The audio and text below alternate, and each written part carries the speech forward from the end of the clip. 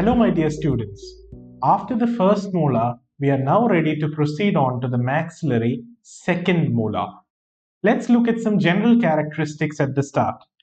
The second molar is the seventh tooth in the oral cavity and it is bounded on the mesial by number 6, which is the maxillary first molar, and on the right to number 8, which is the maxillary third molar.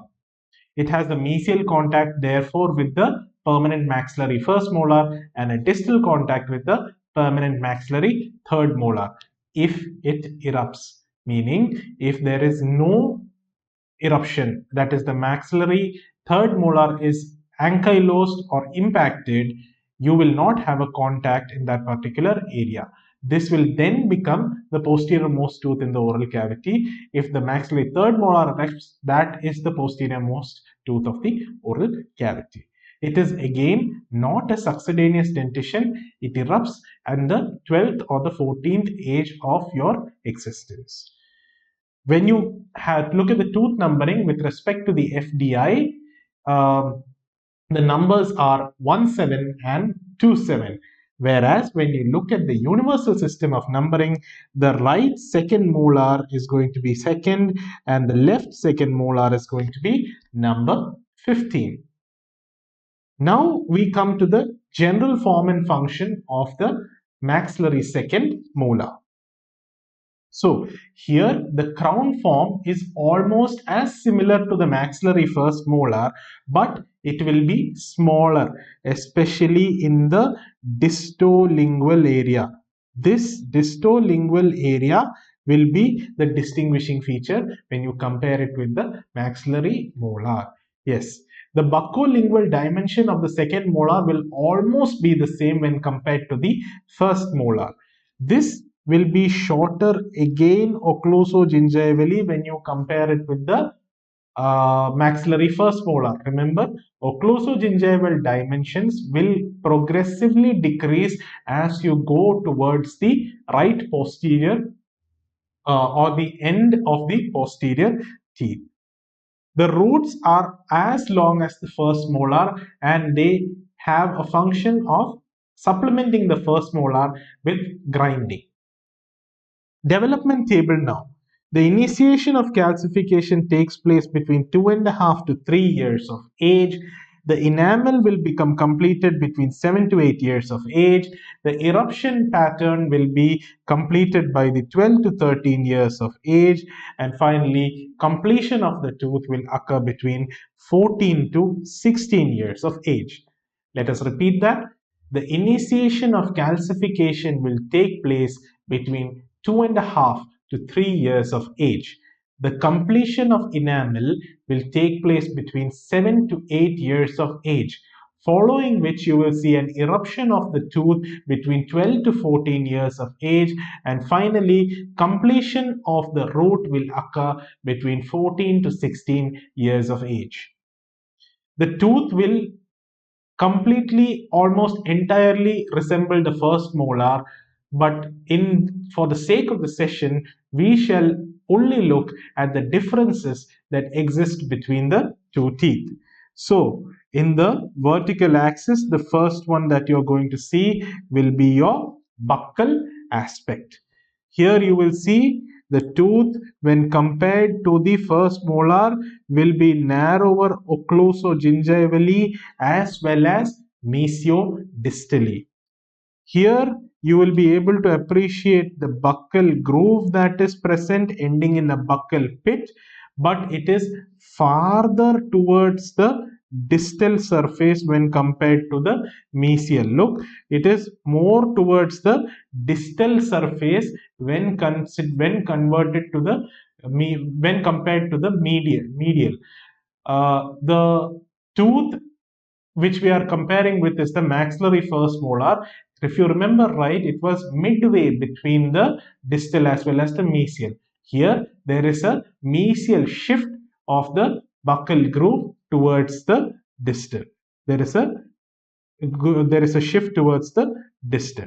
Therefore, you will be able to appreciate that you have a larger mesiobuccal cusp and a relatively smaller distobuccal cusp. Both the cusps will be relatively smaller compared to the maxillary first molar when it comes to the cusp size. Coming on further, due to the diminished size of the distobuccal cusp, portions of the distal marginal ridge and the distolingual cusp can also be visible from this aspect. So the essential difference include one, occlusogingival and mesiodistal width, which will be much smaller than compared to the first molar. The distal inclination of the buccal groove, which causes the mesiobuccal cusps to become larger and the distobuccal cusps to become smaller. Other than that, the convex, straight, convex profile is followed in the distal. The mesial will also follow the exact same procedure. Coming over to the lingual aspect, you will see that the distolingual cusp is smaller. The distolingual cusp is going to be smaller than the mesiolingual cusp. Distolingual cusp is smaller in dimensions than the mesiolingual cusps. This will allow the distobuccal cusp to be seen, yes, from the lingual surface. Here you will note there is no fifth cusp. There is no cusp of Carabelli that is present. The distolingual groove does not extend as much into the cavity as was seen in the first molar. A relatively simple logic that is present over there. Mesial aspect. When you compare the mesial aspect right now, you will be able to appreciate that the occlusogingival crown length is less. The contact area that is present is said to be much more larger because it is shared again with the molar. It is shared with the first molar. The cervical flattening or concavity seen on the first molar will not be as pronounced. It will be present, but it will not be as pronounced. Most of the cases, it is not present at all. It is completely absent. So, the next topic is the distal aspect. When you look at the distal aspect, you will see a shorter distobuccal cusp and a longer distolingual cusp. The cervical flattening will also be present in this particular area. Every other feature is exactly the same as you saw in the earlier topic. Finally, coming to the occlusal aspect, which is key in these discussions, we come over here where we see two types of crowns.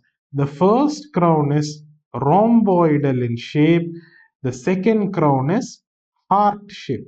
Let me draw and show you. Here you have the rhomboidal shape of the crown. Here you have the heart shape of the crown.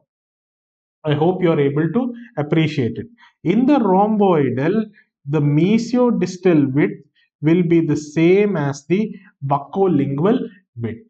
The mesiodistal width will be the same as the buccolingual width. In the heart shape, the mesiodistal width is less than the buccolingual width. Mesiodistal width is lesser than the buccolingual width. The rhomboidal look makes it appear almost like a first molar. The heart-shaped will give it almost the appearance of the third molar. So, distinguishing between the two is very important. First molar, how do you differentiate? Cusp of Carabelli. How do you differentiate the third molar from the second molar? The third molar cusps are even more indistinguishable. So, if you look at the rhomboid, it looks more accentuated and more filled when compared to the first molar. So which all cusps are present over here?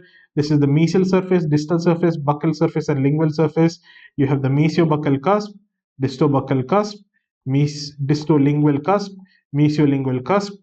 As usual, mesiolingual cusp is the largest cusp. The distolingual cusp is going to be the smallest cusp. Each of these will have four inclines, and each of these will have four angles present to it. When you look at the heart shape, it looks almost like a typical third molar. You will find a characteristic short distolingual groove. You are going to find a characteristically short distolingual groove.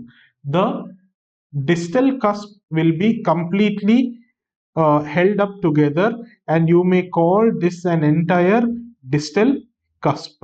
Whereas the buccal groove will divide it into two. You have the mesio-buccal cusp as well as the disto-buccal cusp, making it the heart shape which we all know. With exceptions previously noted, you are not going to see much of a pit or a fossa. You will find a central pit that is located in both of these are going to see a central pit. You will see a distal and a mesial pit which is seen in the rhomboidal outline. You will also see distal and mesial pit as you see in the heart shape outline. These are the areas where caries are most likely to form. Coming on toward the root, you are going to see three roots that are present, and the contours may be similar to the first molar. The two buccal roots that you see will be the same length, whereas both of them will exhibit a distal inclination.